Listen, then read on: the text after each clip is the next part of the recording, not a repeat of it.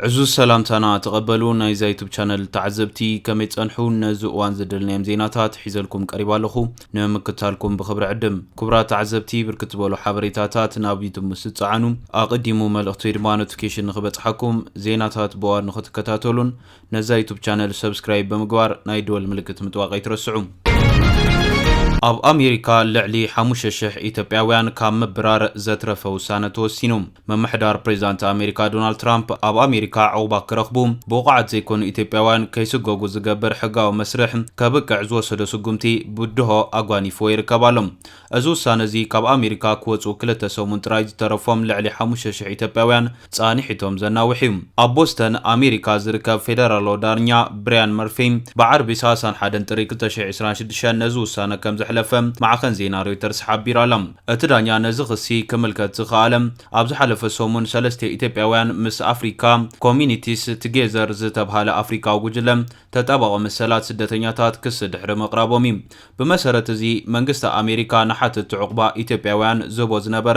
ጊዜያዊ ሕጋዊ ሓለዋ ከብቅዕ ኣብ መጀመርታ ወርሒ ታሕሳስ ዘሕለፈ ውሳነ ዝቃወም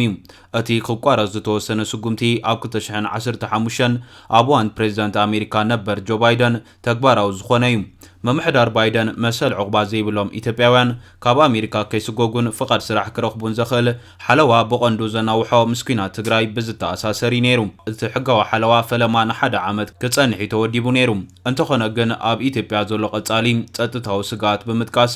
ነተወሳኺ 18 ኣዋርሕ ተናዊሑ እዩ ኣብ ልዕሊ ስደተኛታት ጽኑዕ ስጉምቲ ክወስድ ዝጸንሐ መምሕዳር ትራምፕ ግን ነዚ መሰል ከናውሖ ይወሲኑ ብተወሳኺ ነቶም በዚ ስርዓት ዝሓለዋ ዝተዋሃቦም ኣስታት 5,000 ኢትዮጵያውያን ካብ ሃገር ክወፁ ናይ 60 መዓልታት ገደብ ግዜ ይብዩ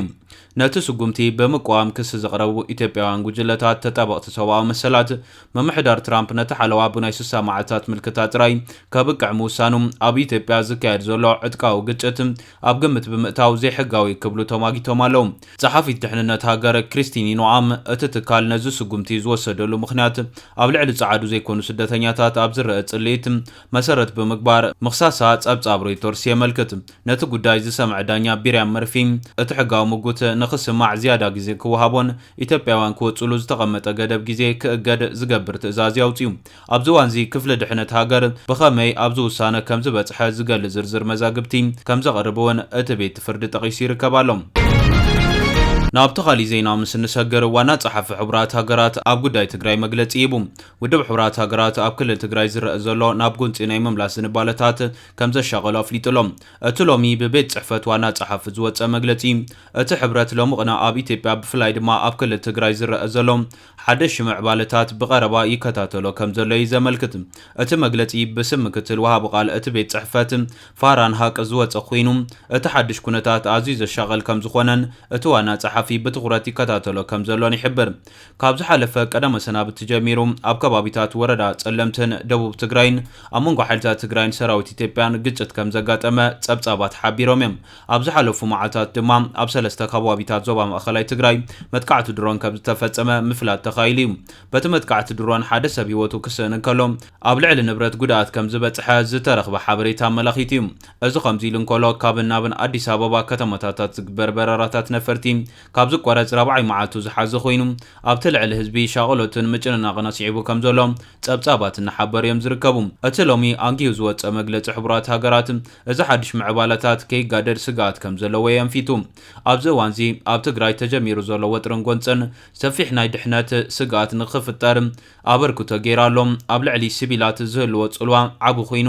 ኣብቲ ገና ዳግማይ ንምህናጽ ንምሕዋይን ዝሰርሕ ዘሎ ዞባ ናብ ሰፊሕ ግጭት ናይ መምላስ ሓደጋ ኣለዎ ይዝብል እቲ መግለጺ ዋና ጸሐፊ ኩሎም ተጻባእቲ ወገናት ነገራት ከም ግዳድ ክቁጠቡን ፍልልያቶም በሰላማውን ዘተክፈትሑን ዳግማይ ምትእምማን ምፍጣር ዘዓለሙ ስጉምታት ክወስዱን ይዝጽውዕ ከምኡ ድማ እቲ ኣብ ፕሪቶሪያ ዝተፈጸመ ስምምዕ ቋሚ ምቁራት ተጻቦታት ሙሉ ብሙሉ ክፍጸም ይላቦም ውዕሊ ፕሪቶሪያ ኣብ 2022 ካብ ዝፍጸም ጀሚሩ ዝተረኽበ ኣወንታዊ መኽሰብ ምሕላው ኣገዳሲ ምዃኑን የጉልዕ ኣሞዳታ ዋና ጸሐፊ ምስ ሕብረት ኣፍሪካን ዘባው ትካላትን ብምትሕብባር ነቲ ኣብ ትግራይ ተፈጢሩ ዘሎ ግጭት ብሰላም ብሰላማዊ ዘተ ንምፍታሕ ድልውነት ያረጋጊጹ ነቲ ምዕባለታት ሲዒቦም ኣብ ትግራይ ተገልገልቲ ኣብ መዓልቲ ልዕሊ 2000 ብር ከየውፅኡ ዝተደረቱ ኮይኖም እቲ ምዕባለታት ኣብ ልዕሊ ህዝቢ ከቢድ ሸቐሎት ፈጢሩ ይርከብ። መንግስቲ ፌደራል ዛጊድ ብዛዕባ እዚ ዳግማይ ናብ ምሉእ ኩናት ከይዓርግ ስጋት ፈጢሩ ዝርከብ ግጭት መግለፂ ኣይሃበን ዘሎ። ፕሬዚዳንት ጊዜያዊ ምምሕዳር ክልል ትግራይ ትማሊ ኣብ ዝሃቦ መግለፂ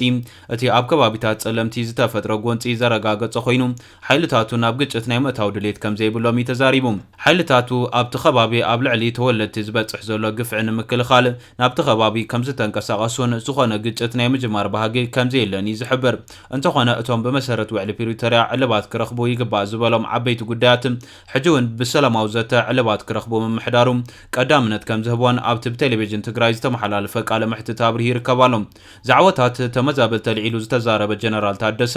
ምምሕዳር ምዕራብ ትግራይ ጸለምትን ብመሰረት እቲ ውዕሊ ናብ ንቡር ናይ ምምሕዳሮም ክምለሱ ይጸዊዑ። ብፍላይ እቲ ኣብ ገለ ከባቢታት ትግራይ ዝተፈጸመ መጥቃዕቲ ድሮን ድማ እቲ ኩነታት ናብ ሙሉእ ጎንፂ ዘሰጋግር ስጉምቲ ክብል ኮኒንዎም። ብሰላምን ልዝብን ዝምለስ ሕቶ ደኣ እምበር ብኩናት ዝምለስ ሕቶ የለን ኢልና ኢና ንኣምን ዝበለ ታደሰ ወረደ ቀጻሊ ዝርርብ ኣብ ዘልዮም ጉዳያት ድማ ንምልዛብ ድሉው ምዃኑ ገሊጹ። እዚ ከምዚ ኢሉ እንከሎ ኣብ ትግራይ ኣብ ከባቢ ኣልዓሳ ዝተባሃለ ከባቢ ዘጋጠመ ሓደጋ መኪና ህይወት 9 ወገናት በሊዕሎም መቀለ እቲ ሓደጋ ድማ ኣብ ምጽራይ ከም ዝርከብ ተገሊጹሎም። ኣብ ከተማ ኣጉላዕ ንሃገረ ሰላም ሓዘን ንምብጻሕ ዝተበገሱ ምስ መራሒ መኪና 15 ተሳፈርቲ ዝነበሩ ኮይኖም በፂሖም ኣብ ዝምለሱሉ እዋን ኣብ ወረዳ እንደርታ ጣብያ ዓዲ ዝመራ ከባቢ ኣልዓሳ ሓደጋ መኪና ከም ዝገጠሞም ተገሊጹ ዘሎ። ኮድ 3 ታርጋ ቁጽሪ 13335 ሚኒባስ ዓይነታ እዛ መኪና ብዘጋጠማ ምግልባጥ ሓደጋ 9 ሰባት ክሞቱን ከለዉ 4 ሰባት ከቢድ ጉድኣት ከም ዝወረዶምን 2 ሰባት ድማ ቀሊል ጉድኣት ኣጋጢሞም ምህላው ተገሊጹ ዘሎ። ናይቶም ጉዳያት ስነ ስርዓት ቀብሪ ሎሚ ሰንበት 24 ጥሪ 2018 ኣቆጻጽራ ገዝ ኣብ እንዳ ኺዳነ ምሕረት ኣጉላዕ ክፍጸም ክብል ርክብን ሓበሬታ ወረዳ ጽራዕ ወንበርታ ዝሃቦ ሓበሬታ ዘመላኸተ ኮይኑ መራሕታ መኪና ኣብ ትሕቲ ቀይዲ ዝወዓለ እንትኸውን መንቀል እቲ ሓደጋ ብንጹር ንምፍላጥ ሙያዊ ምጽራይ ተገይሩ ዕላው ክኸውን ይክብል እውን ኣዛዚ ፖሊስ ዞባ ደቡብ ምብራቕ ኮማንደር ኣብርሃ ወረደ ሓቢሩ ይርከባሎም። ናብ ተኻሊ ዜና ምስ ንሰግር ዲፕሎማስያዊ ውጥሪ ደቡብ ኣፍሪካን እስራኤልን ኣብ ዝሓየለሉ እዋን ደቡብ ኣፍሪካን ወኪል እስራኤል ሰጊጋላ። ደቡብ ኣፍሪካን ላዕለዋይ ዲፕሎማስያዊ ወኪል እስራኤል ኣብቲ ሃገር ሰጊጋ። ፈጻሚ ጉዳያት እስራኤል ኣብ ፕሪቶርያ ዝኾነ ኣርየል ሰይድማን ንዲፕሎማስያዊ ልምዲ ብምጥሓስዩ ኣብ ውሽጢ 72 ሰዓታት ካብቲ ሃገር ክወፅእ ተኣዚዙ። እስራኤል ብወገና ሕነ ንምፍዳይ ንኣምባሳደር ደቡብ ኣፍሪካ ኣብ ፊልስጤም ሾን ኤድዋርድ ቪንቨለደት ብተመሳሳለ ኣገባብ ክወፅእ ኣዚዛላ። ደቡብ ኣፍሪካ እስራኤል ኣብ ልዕሊ ፊልስጤማውያን ነበርቲ قزام مصنعت عليه فاطمة بمبال ناب عالم لخابيت فرد دحر مخصاصة زمدنا كلتين هاجرات أن تخرري كما تتصنيحهم أتا أفريقيا ويتهاجر أب كتشنا 10 شومنتن أب إسرائيل زنبرا أمباسادر دحر مسحبام إسرائيل بو جنابو نبو أمباسادر كابريتوريا سحبام أتلع لواي دبلوماسيا وكيل إسرائيل محبرة من رخابيتات بمتكام نبريزدانت سيريل رامافوزا كمزت كعيا بريتوريا تخصص أبز حلف ورحت حساس بيت سبو نيلسون مانديلا زخونا حدا دبو أفريقاوي نقص ناب إسرائيل كبتصح معدامون نسبة مزدو أفريقيا كي غطعي ترفن ناب تخالي زينا مسن سجر جابان اب إيرترا ناي مجمرت امباسادر سيمالا جابان اب كتش 20 كتن اب إيرترا دبلوماسيا مسرتا كتمسرت مجمارا يفلطم بحد طري كتش 20 كتن رئيس ختمه إيرترا زخونه اسمرام فصامي بيت صحفت غدا جابان كخفت تخايلو نيرم از بيت صحفت اب كينيا نزركب امباس جابان چنفر كوينو كسرحون صنحيوم ابز حلف عامه از بيت صحفت ناب امباسي تغير ولا كواتنبرم امباسادر جن ايتسميلون صنحيوم حججن اتي امباسي امباسادر رخيبولم هديكي ماسوو نايزي امباسي ناي مجمرتا امباسادر كوينولم امباسادر ماسوو لومو بوغعو منقد مربب حبريتوم اب إيرترا اب زركب امباسي حدش سراح كم زجمرم افليتو يركبالهم از خمزيلن كلهم كابوغن منغستي إيرترا منغست بلصغنا زوهاب ملستات حجون قصيل يركبالهم وهاب قال منغستي إيرترا منستر زينا إيرترا زخونه منستر يمانه قبر مسكل ايتيوبيا اب قرن افريكا بحقاو منغدي بناي نقد سممعاتن بزي قدب كما افدغ بحري كتكلغللهم اتخيل بزحات ناي غربابت هاجرات ودبات ታለው ከበል ገሊጽሎም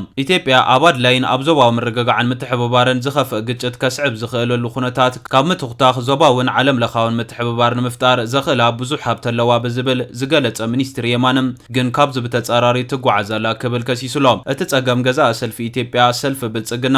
ኣብቲ ዞባ ሓል ምዃኑ ንምርኣይ ዝጽዕር ዘሎ ብምዃኑ ዝበለ ኮይኑ ናይ ጎረባብቲ ሃገራት ሃብቲ ናይ ምምዛዕ ሓሳብ ስለ ዘለዎ ይክብሉ ነቂፍሎም ሚኒስትር የማነ ጉዳይ ጸጥታ ቀይሕ ባሕሪ ምስተ ባሕሪ ዝዋስ ንዋሰና ሃገራት ጥራሕ ዝምልከትን ብመንጽር ሕጊ ዕጹውኒ ክብልውን ንመንግስቲ ብልጽግና መልሲ ኣስፊሩ ይርከባሎም እምባርከስ ክቡራት ተዓዘብቲ ነዚ እዋን ዝድልናይ ሓበሬታ ዝመስል ነይሩ ብኻሊእ ዜና እስካዕ ንራኸብ ሰላም